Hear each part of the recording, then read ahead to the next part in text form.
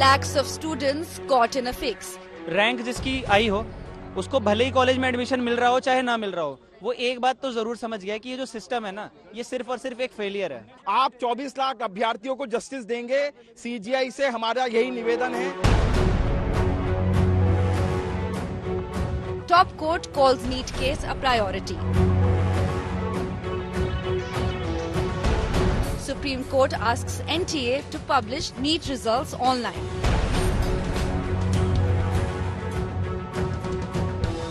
Government says no mass malpractice in NEET exam. What next for medical aspirants? The exam mess. That is our top focus on 6 p.m. Prime. Good evening. You're watching 6 p.m. Prime here on India Today. I'm Akshita Nandagopal. We're going to be getting you all the highlights of what transpired in the Supreme Court as the NEET case came up for hearing. What's very clear is that the top court is giving this as its #1 priority. And besides, they're also ensuring that there's 100% transparency as to exactly how the exam was conducted and where perhaps there were irregularities. We'll break down exactly what the Supreme Court's observations today really means for the lakhs of students whose fate hangs in the balance. Let's begin with the headlines.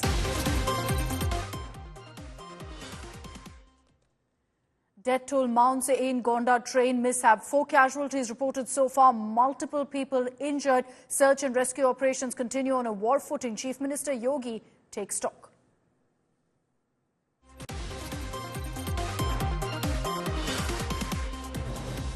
Big covered yatra face-off in Uttar Pradesh. Muzaffarnagar eateries are asked to display their names. Opposition calls it state-sponsored bigotry. BJP says the move is necessary.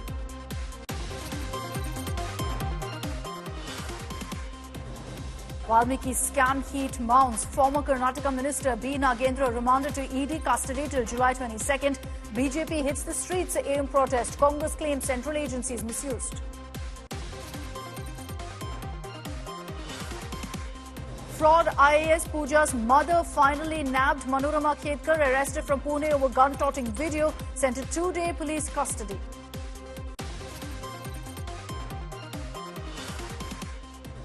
Prime Minister Modi chairs crucial cabinet meet on security. Home Minister Shah, Rajnath Singh, Finance Minister Nirmala Sitharaman attend. Sources say terror surge in Jammu also discussed.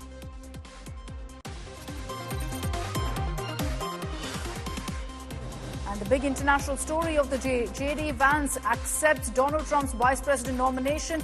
U.S. President Joe Biden, meanwhile, tests positive for COVID amid White House race.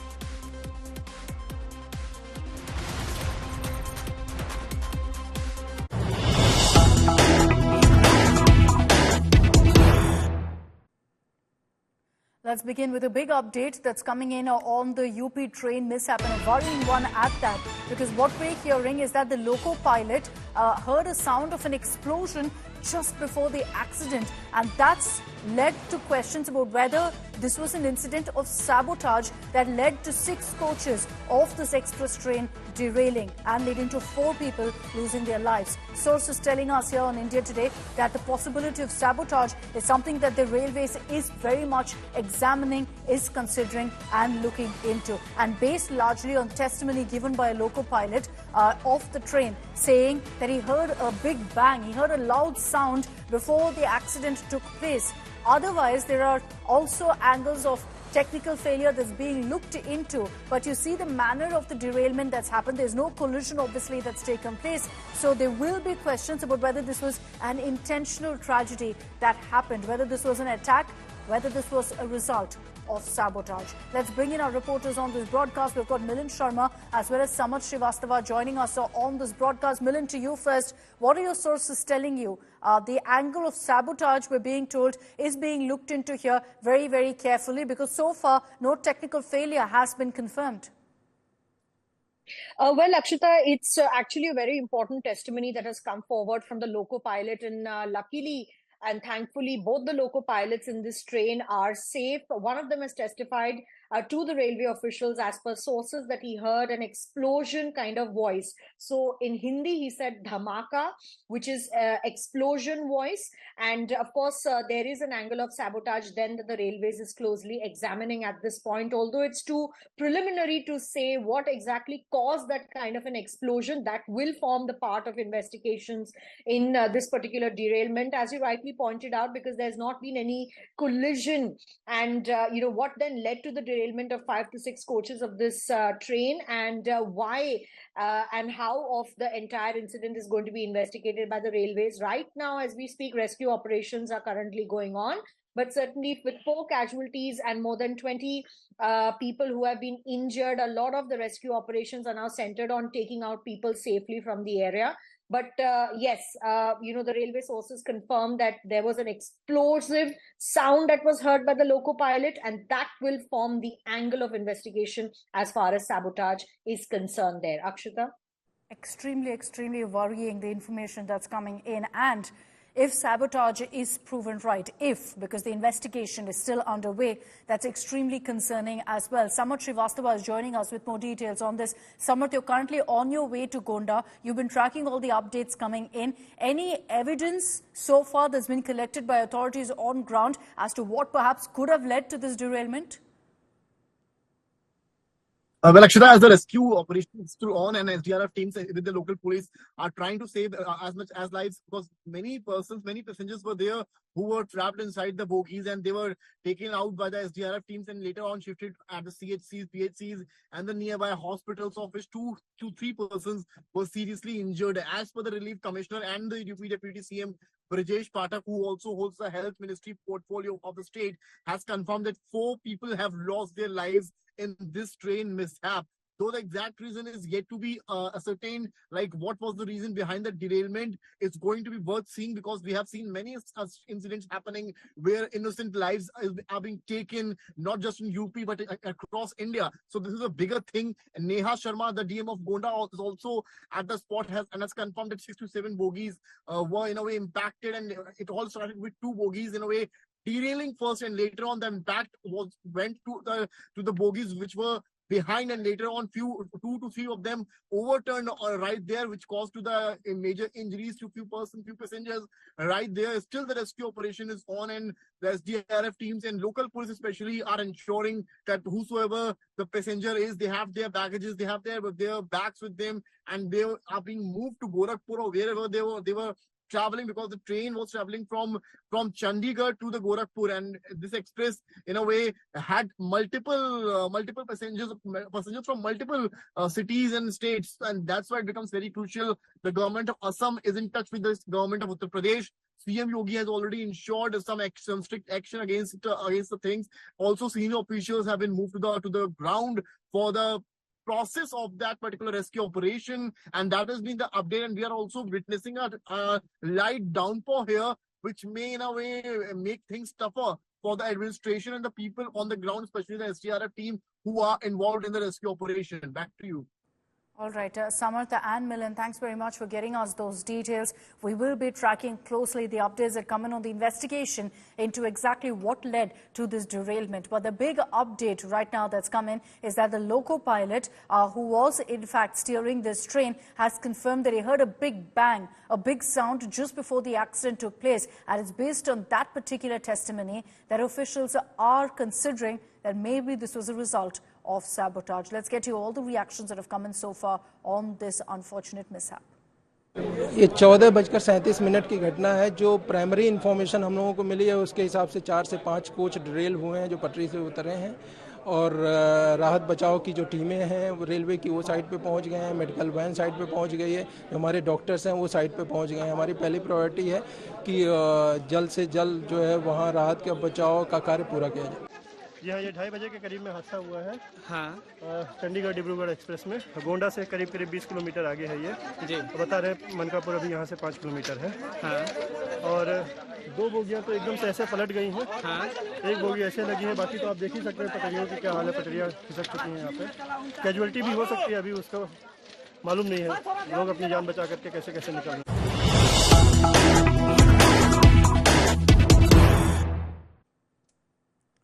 Meanwhile, the opposition is lashing out to the Modi government over the number of train mishaps that have been reported in the last few months. Referring to the one now that's happened in Uttar Pradesh, Congress chief Mallikarjun Kharge has demanded answers from Prime Minister Modi and Railway Mantri Ashwini Vaishnav, saying clearly they must take responsibility for what's happened right now in Uttar Pradesh and the death of 4 people.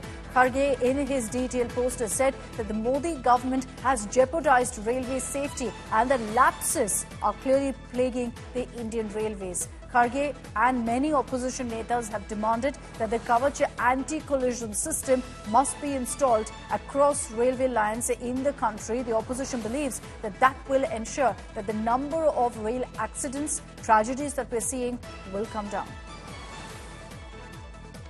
Milind is joining us with more details on this. Milind, the government right now is going to be firefighting all of the opposition that comes in with regards to rail safety. And the last few months, there has been a surge in these kind of rail-related accidents that the government simply can't ignore. Well, that's right, because, the questions that are being raised by the opposition relate to the implementation of the Kavach system on the railway networks. And that has been a question that the government has been firefighting for quite some time. But remember, tenders have been floated for the Kavach system. There needs to be more coverage, but the installation also needs to come with better track laying, as explained by railway officials as well. And Ashwini Vaishnav has also time and again explained that the Kavach system is only on place in about 1,465 odd kilometers from a large 1.3 lakh kilometers, area of, the rail network in India. And of course, there is a shortfall in the kind of Kavach system installations that we are looking at. And this also happens to be installed only in the southern central railway zones. And the other zones where on heavy routes the Kavach system was supposed to be installed, that has still not been done. And whether the opposition is talking about the Kanchenjunga rail accident, rail mishap, or even the Balasore rail accident, where 3 trains collided, a goods train and 2 passenger trains, and this time 2 passenger trains. And again today, when we are looking at, a no collision, but a track, a derailment on the tracks, and a preliminary investigation is also, not been able to find the exact cause right now. But certainly these are points, as you pointed out, are going to be, questioning, are being questioned from the opposition, at least the railway minister and the ministry will have to answer them. All right, Milind, thanks very much for joining us with those details. The opposition now demanding answers from the Modi government on why we're seeing these increasing number, essentially, of rail-related accidents that are taking place right now in the country. All right, let's move on now to our top story here on 6 p.m. Prime, the NEET hearing that took place in the Supreme Court. There were scathing observations, remarks made by the CGI-led bench, directed largely at the National Testing Agency. But the biggest takeaway from today's hearing is that the Supreme Court has directed the NTA to publish NEET results of all candidates, city-wise, center-wise as well, asking the testing agency to ensure that students' identities are concealed and that these details be put out by Saturday noon. That's a deadline issued as well. The idea of this seems to be to ensure 100% transparency, that everyone can go through the results and kind of understand what really were the lapses, what were the irregularities, which center, which examination center particularly saw lapses taking place, where essentially all the marking systems were similar. Earlier, the National Testing Agency was asked to indicate how the paper leak is systematic and was questioned by the Supreme Court bench on how grace marks were allotted to the NEET toppers. The top court has reiterated, and this is an important one for all your NEET aspirants and students out there, they've reiterated that there will be no retest just because some students demand so. They're making it very clear that only in the rarest of rare circumstances will they be forced to order a retest. The National Testing Agency, under fire, has defended itself, saying only 44 out of 15,085 new students were qualified during the fresh registrations timeline. जो आज hearing conclude हुई है उसमें petitioners की side से request की गई थी कि जितना रिजल्ट्स है सारे कैंडिडेट्स का वो एटलीस्ट ऑनलाइन आ जाए, so that we can utilise our mind and apply our mind for the analytical digital analysis, ताकि कितने स्टूडेंट्स को कितना रिजल्ट है और कितने मार्क्स मिले हैं उसके ऊपर प्रॉपरली हम भी देख पाएँ, और सेंटर वाइज किस सेंटर पे कितने कैंडिडेट्स को किस हिसाब से रेटिंग्स रही हैं एग्जाम्स की वो हम थोड़ा एनालिसिस कर पाएँ। तो इसलिए कल 5 बजे तक एनटीए को डायरेक्शन है कि सैटरडे को 5 बजे तक डायरेक्शन है एनटीए को कि सारा रिजल्ट अपलोड करेंगे। जैसे अभी सीजीआई सर ने कहा कि अभी वाइड स्प्रेड का वो जो प्रूफ है वो अभी नहीं है, तो वो कह रहे हैं कि इसमें अगर कुछ और बढ़ोतरी होती है वो और भी मैटर्स इसको सुनेंगे मंडे को। तो हम होप कर रहे हैं कि सीजीआई सर हमारे फेवर में डिसीजन ले। यहाँ पर 620 से लेकर के 720 तक भले ही जो भी बच्चा हो जिसको कि रैंक जिसकी आई हो उसको भले ही कॉलेज में एडमिशन मिल रहा हो चाहे ना मिल रहा हो, वो एक बात तो जरूर समझ गया कि ये जो सिस्टम है ना ये सिर्फ और सिर्फ एक फेलियर है, क्योंकि हमारा सिस्टम इतना बढ़िया बन चुका है कि दिल्ली के एयरपोर्ट और पटना बिहार के जो ब्रिज है और वहां से लेकर के नेशनल लेवल के जितने भी एग्जाम है सबके सब तो लीक हो जा रहे हैं। मेरी सुप्रीम कोर्ट से यही गुजारिश है कि फैसला जो है जितना जल्दी आए उतना अच्छा है, क्योंकि हम लोग भी सफर कर रहे हैं कि 4 जून को रिजल्ट आया था और अभी 18 जुलाई है और अब 22 जुलाई को हो गया है, तो फिर ये जितना डिले होगा उतना हम लोगों के लिए भी प्रॉब्लम हो रही है और ज्यादा। Let's take you through some of the observations made by the Supreme Court today. In the course of the hearing, the Supreme Court, this is a 3-judge bench led by the CJI, made it very, very clear that they believe the sanctity of NEET UG 2024 has been breached. The Supreme Court has also said that the leaked question paper was destroyed before the exam actually took place. And the paper leak, according to them, the motive of this was for financial gains, not to bring disrepute per se to the NTA. Now, besides that, the Supreme Court has also said that the breach that took place on exam day itself seems far-fetched. They don't believe that theory. They believe that this was a well-thought-out process and that it happened because it was thought out well and there was a well-oiled machinery also behind it. The NEET result must be declared with centre's information. Now, this is an important one because even as, in fact, the Solicitor General said, can we hide the information of which exam centre is the result from? The Supreme Court has said no, that must be provided very clearly. And the deadline given by the top court is 20th July, Saturday, 12 noon. The National Testing Agency must put out the results, full details. Only the student's identity will be masked. Those details will be out on the NTA website for everyone, for you and I, to also scrutinize. Nalini Sharma, legal editor, is joining us on this broadcast. We also have Srishti Oja with us for more on this. Nalini, to you first. A lot of takeaways from today's hearing, and one of those is that the Supreme Court knows full well how important it is for them to come out with an order at the earliest. Keeping that in mind, Nalini, when really are we expecting a decision from the Supreme Court on the aspect of retest? Because that's what students right now are looking at with much eagerness, wondering what their fate will be. Well, Akshita, you're right, because the last week when the hearing had happened, at that time the hearing was simply adjourned. But today, right at the beginning, the CJI set the tone when he said that the Supreme Court is going to prioritize the NEET hearing, essentially because of the large-scale impact that it has on students. And that is essentially why we've seen the next date, the next hearing happening on Monday, which is a shorter date compared to usually how we see the Supreme Court function. But a very important order coming in from the Supreme Court, where they've asked for all the details to be published, which means that all the marks of all the students will be put up online so that the petitioners as well as the students have a chance to go through the results, to analyze the results and to determine as to whether or not there were any beneficiaries of the exam outside the 2 centers that the Supreme Court has identified already in Bihar, that is Patna and Hazariganj. So it remains to be seen exactly how soon we can expect the details to be put out, and more importantly, what are the takeaways that are coming in from the details. But the biggest takeaway that's coming from the hearing today is that it's a small win for the petitioners, because this is exactly what the petitioners were asking for, that they should be given a chance to analyze this data. Along with that, it's also clear that the Supreme Court is not going blindly by what the centre and the NTA are saying. They are in fact not even going blindly by what the IIT Madras has said in its report, because the Supreme Court essentially asking for this data to be put out means that they want it to be independently scrutinized to determine to what level the breach of the exam has actually affected the entire exam process. Although the Supreme Court has categorically not said that there will be no retest, but they have made it clear that it will only be as a last resort, only if the Supreme Court is convinced of the fact that it has impacted the exam to a large extent, the paper leak, and there is no way of differentiating the beneficiaries of this unfair means from the honest candidates who have appeared in this exam.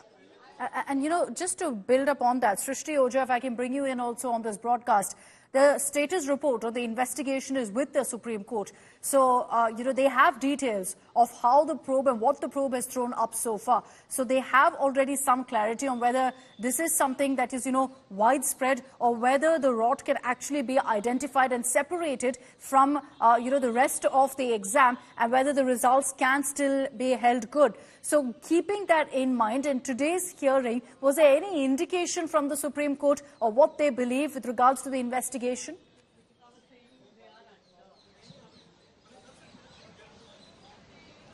Well, Akshata, Supreme Court's made it very clear during its hearing that it has not made up its mind with regard to what order it will pass.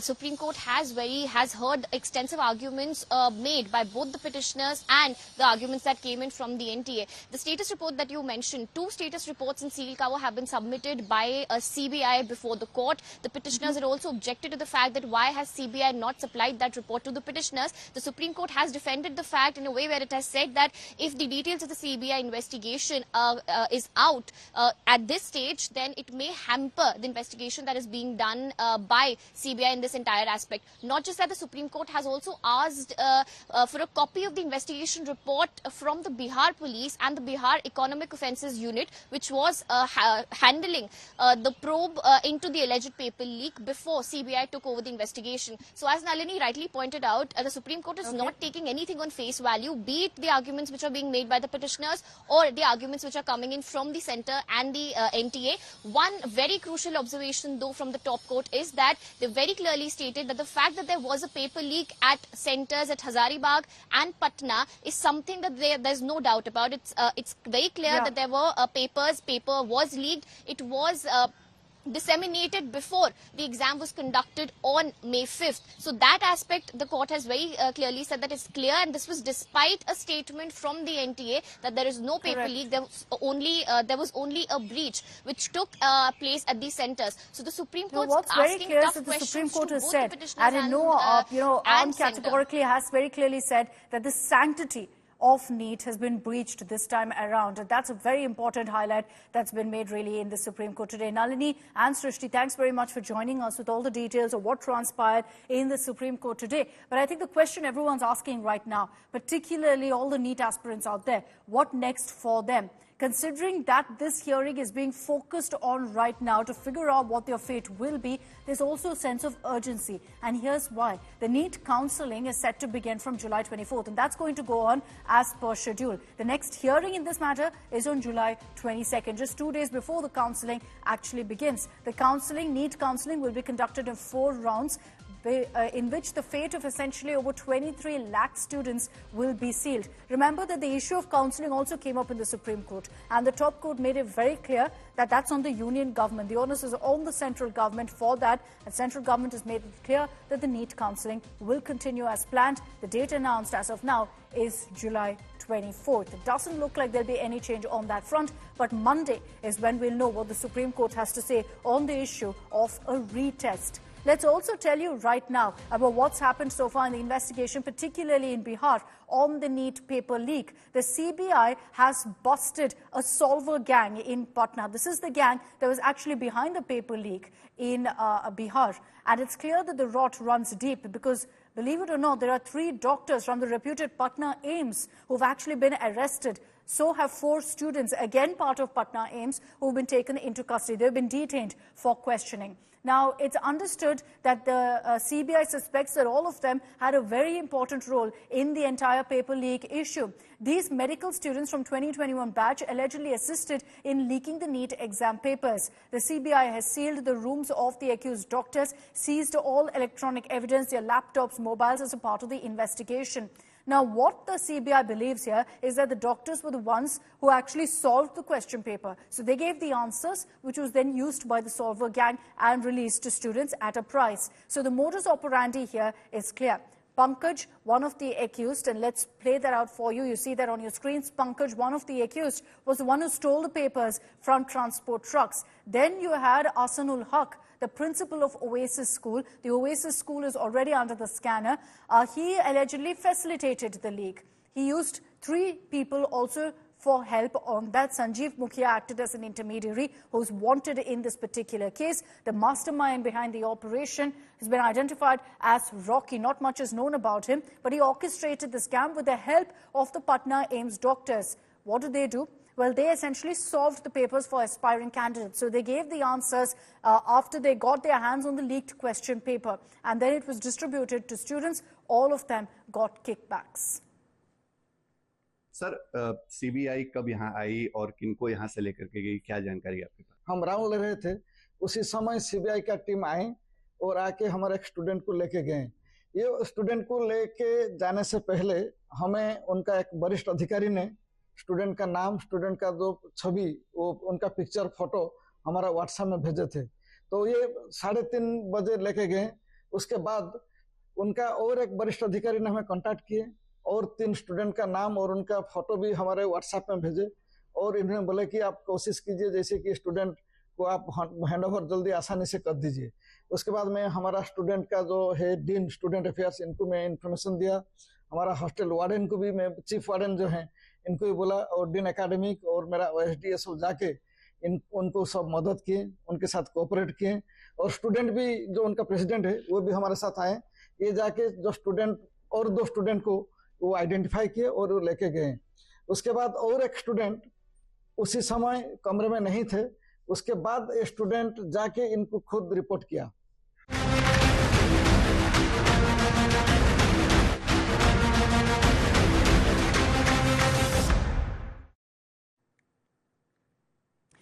What's happening in the UP BJP unit? Well, at this point, series of meetings in Delhi have finally concluded.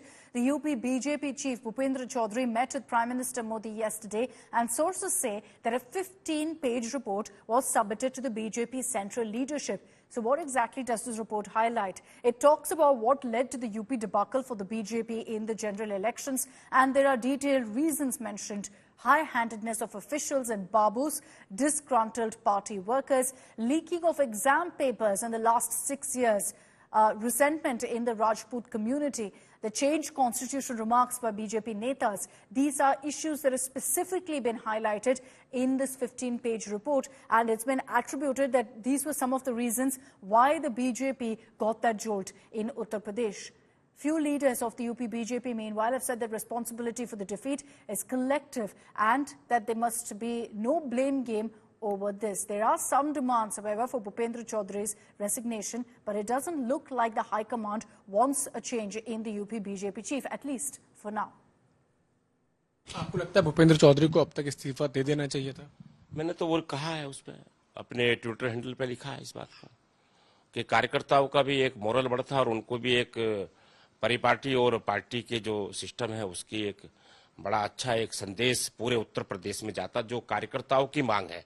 जहां हम सप्ताह में हजारों कार्यकर्ताओं से और जनता से मिलते हैं, जन सुनवाई के दौरान उनसे बात करते हैं, उन सबकी आवाज सुनील भराला है। ये उनकी ये बात है इस समय, और वो कहना चाहते हैं इस बात को।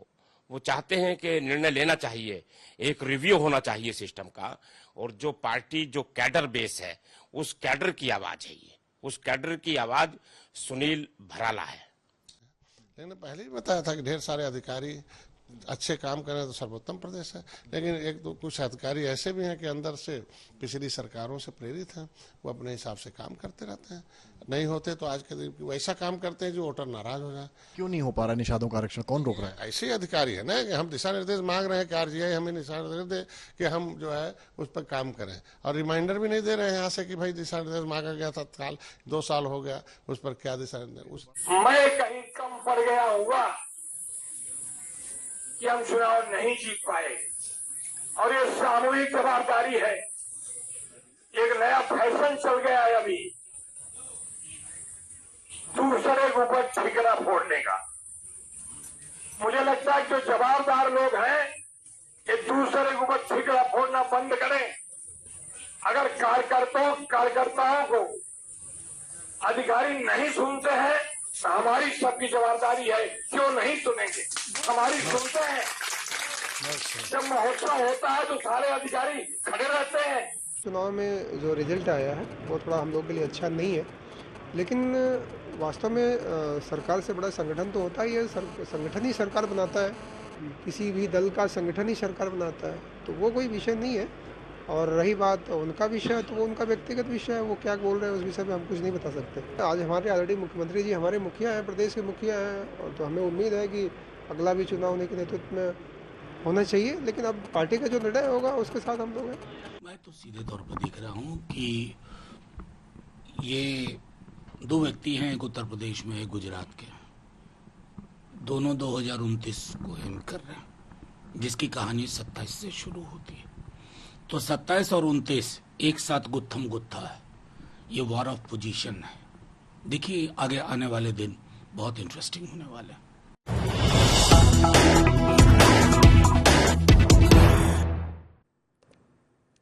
Prime Minister Modi will be at the BJP headquarters in Delhi in just about 30 minutes from now, where he's going to be interacting with BJP workers, and there's going to be a lot of focus on what the Prime Minister's message will be to BJP Karyakartas, even as we've been seeing what's played out in Uttar Pradesh and talk of Karyakartas being ignored. The Prime Minister's message here will be extremely crucial. Aishwarya Paliwal is joining us live from the BJP headquarters with more on this. Aishwarya, what's really expected from the Prime Minister's visit? Well, you know, let me tell you, Akshata, this is not the first time Prime Minister is doing this. Way back in 2019 also, after the Lok Sabha elections were over, then we did see how it was the Prime Minister who was here at this very, BJP headquarters. He did meet the Karyakartas back then, and now fast forward 5 years after 2024 elections, he's made sure that he meets at least 150 to 200 Karyakartas, all those people who played a very crucial role in most of the states. You know, people from all the states have been invited, Akshata, and as you rightly pointed out, we did see that, you know, some of the feedback that has been given to the top command of the Bharatiya Janata Party is that the Karyakartas at the moment are angry. The very crucial state elections, you know, will take place in the next 3 months to pump up the Karyakartas and to tell them that it is the Prime Minister who's got the mandate, and 240 is not a defeat, it actually is a win. All those things will be spoken, and Akshita, for a Karyakarta to meet Prime Minister, to get pictures clicked, definitely is something which is huge for them. You know, most of those people actually keep those photos, they get those photos framed. The Prime Minister will tell them to buck up, and will also tell them that the work that they have done is the reason why the party has come in power for the 3rd term. Akshita. All right, we'll track the message from the Prime Minister. No doubt it will be something that will, of course, have huge resonance also in a state like Uttar Pradesh, where there's so much talk of introspection, and, of course, the focus is on the upcoming by-poll for the 10 seats in UP. Thanks very much, Aishwarya, for joining us with those details. We'll keep a close track of the Prime Minister's interaction with Karyakartas, expected in about 30 minutes from now.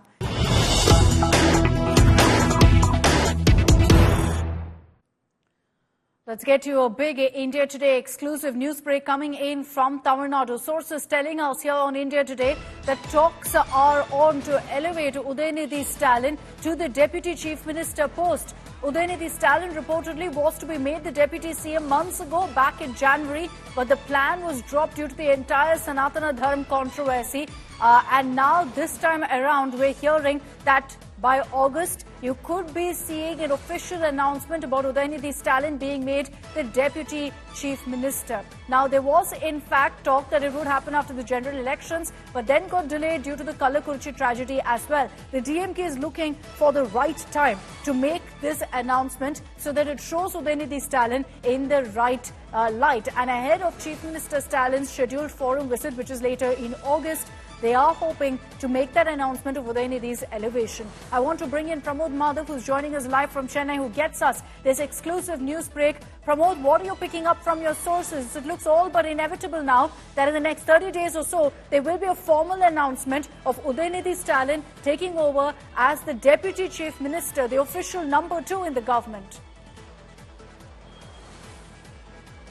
Definitely, Akshita. The thing is that Udayanidhi has already been groomed to become the Deputy Chief Minister. In fact, back in January itself, we broke the news that the talks are on to make him the Deputy Chief Minister. And also, a very important portfolio along with the sports and youth development is something called as Special Programs Implementation and Development. That is the channel through which all the programs that is being created by Tamil Nadu government are sanctioned. So that particular post, which is supposed to be the Chief Minister, is already with it, like Udayanidhi Stalin, the Deputy Sports Minister of the state. So that way, he has been groomed in this manner. But it looks like many times when the DMK wanted to actually elevate him to this very important post, certain things actually blocked it, just like you mentioned back in January. That was the issue, and then we had the general elections, and then later the Chief Minister, after finishing the assembly, state assembly back in June, there was a talk that Udayanidhi Stalin would be elevated to this position, but that unfortunately got dropped because of the huge Kallakurichi spurious liquor issue. And then because even there it was actually Udayanidhi Stalin who went and met the people, becoming the face. And right now, once again, we got information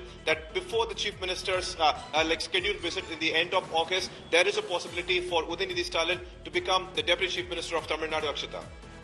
Okay, Pramod, just stay with me. Let's get in a reaction now from the BJP. Mr. Narayanan Tirupati is joining us on this broadcast. Mr. Tirupati, what do you have to say about this? We're reporting here exclusively on India Today that in a matter of 1 month or lesser, Udayanidhi Stalin will be promoted to become the Deputy Chief Minister of Tamil Nadu. I don't think he will be made the Deputy Chief Minister since Mr. Stalin is going to the foreign country. But to make him as the Deputy Chief Minister, maybe Mr. Stalin may go to the different country. So the intention is not that the Chief Minister giving responsibilities to his son, but the thing is that Mr. Udayanidhi Stalin wants to become the Deputy Chief Minister and then makes the Chief Minister. That is the reason this plan is being done. I think that is right.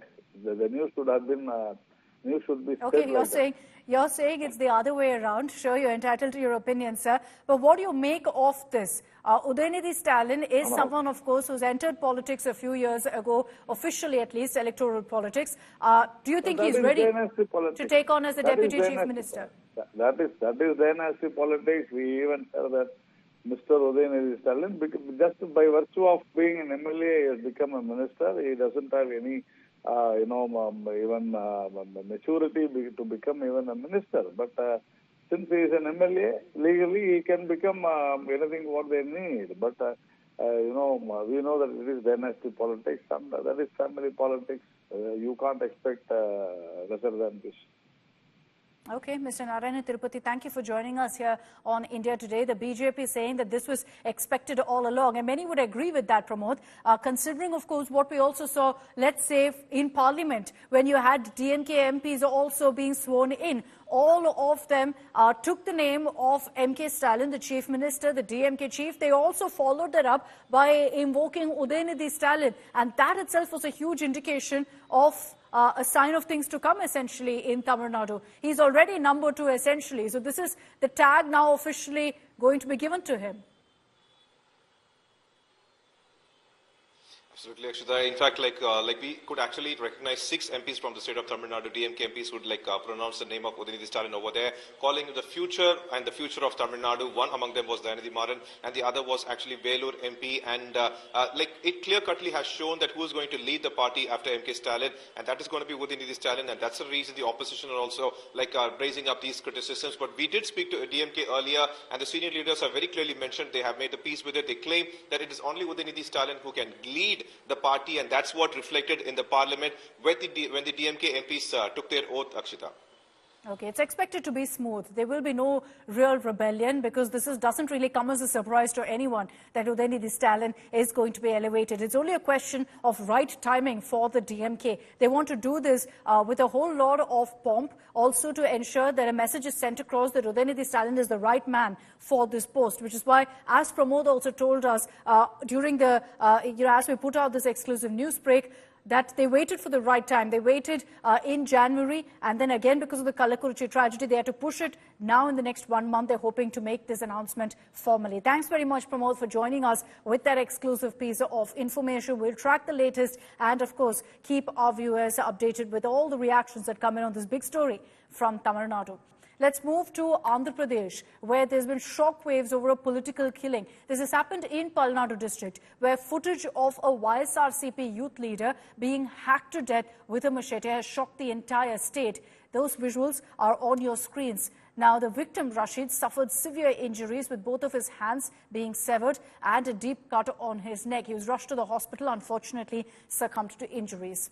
Now, a political blame game has erupted. The YSRCP and TDP are accusing each other of political violence. Former Andhra Pradesh Chief Minister Jagan Mohan Reddy has lashed out at Chandrababu Naidu, accusing him of encouraging atrocities against his party, against YSRCP. Jagan has said that this is TDP workers who attacked his party man in Palnadu in this manner. And Jagan went on to say that Andhra is now under demon rule, as he puts it. The TDP, however, has said that the killer seen in the video and the victim both are from YSRCP. The TDP in its statement also said that both the men were followers of Jagan's close aide. Let's get you all the reactions on the story. This is what Jagan Mohan Reddy Garu has been cautioning the people of Andhra Pradesh last 5 years. If at all TDP party comes to power, Chandrababu Naidu Garu becomes CM, all that this state will see is violence, breakdown of law and order, loot. That is what has happened in the last 1 month.